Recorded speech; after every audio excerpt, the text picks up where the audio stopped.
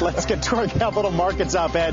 Gary Kaminsky is back from L.A., back from an amazing week last week. I'm cleaning up the set. Hobbs leaves me his dirty cold coffee. Nice, you know? classy, Very nice. Thanks, classy, Simon. Yes, thanks, Simon. So, reflections on what you found out west or something else today? Well, just, you know, when you leave town, as you probably know, Paul, on any trip, you always sort of think clearer. It's good to get away, and especially to talk to people outside of the industry that you talk to every day. And I have to say, you know, you sort of have these eureka moments, I think they're called. I had one in the summer of 2007. I was at a Lehman offsite, management offsite, summer of 2007 in Sun Valley, where that's when I began to get concerned about what was happening. In fact, it was a year before the collapse, but it was really evident at that time that there were a lot of people building up that balance sheet that had no idea what they were doing. And I have to say, when you think about QE, you mentioned at the top of the show, we haven't had 2 down days, and talk about the S&P up 100% from the lows. We all know the impact of quantitative easing and what it's done. But I must tell you, and maybe we'll timestamp this show here today, we know this will end ugly.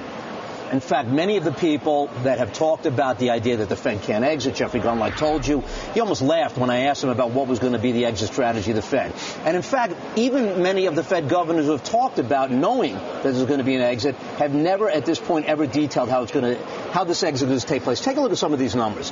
This is what is, some of the smartest people out there have said that if you look at what QE3 is, it's going to be $40 billion a month. So by December 14, 2014, when the Fed expects, this is their forecast now, they think unemployment will hit 7%. Bernanke will have bought $1 trillion in mortgages. The monetary base will be up another 40%. That's 4.5 times the January 08 levels.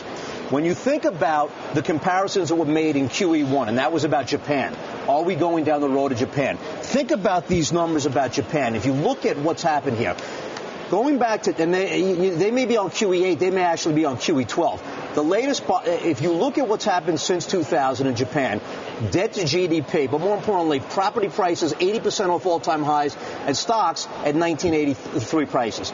So here it is. I'm going to tell you now, I may be a year early, and in fact, I continue to think stocks are going to go up for the rest of the year for the various reasons we've touched on. But I can't help to think that when we look back at the exit strategy, if in fact there's going to be one, it's going to be a disaster, and we will want to remember, we told you, we said, they're putting themselves in a situation, building up this balance sheet that they're not going to be able to get out of. So I want to timestamp this show, and I want to timestamp this day. And also, if you're interested in following up on this, I have to say, Ira Harris, who sometimes joins the morning show from the CME, he put out on his notes from the underground, there was a Wall Street Journal op-ed piece last week where you've had people on both sides of the political party. There was an op-ed written talking about the magnitude of the mess we're in. This is not a political issue. This is not a political issue. Bernanke, you talk about Japan, is a kamikaze pilot attempting something and experimenting. And let's not de-emphasize, this is an experiment. QE is an experiment, and I think it's destined to fail. You're not characterizing the level of ugliness, right? I mean, you're not talking about, you're not giving a point drop on the S&P or on property prices when this eventually happens. Well, I think everyone that is an intellectual financial thinker knows that at the end of the day, printing money, which is essentially what you're doing, is going to create this type of devaluing of your currency and your purchasing power. And again, there is not a person on either side of the political spectrum. We've got to go. It is not a political situation. No matter what you come down, the Fed is going down a path that I think we've seen it before. It's Japan, and it's going to happen again. Yeah. Well, when the BOJ made their move last week, a lot of critics said this is how it eventually will end for Bernanke. We will see. Yeah. And for Japan, it hasn't ended. Right. Gary, we'll see you a little bit later.